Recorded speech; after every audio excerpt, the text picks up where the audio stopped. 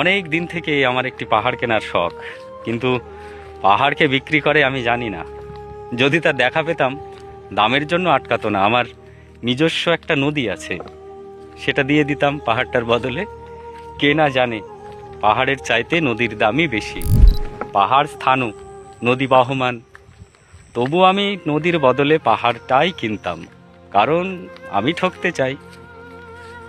নদীটাও অবশ্য কিনেছিলাম একটা দ্বীপের বিনিময়ে।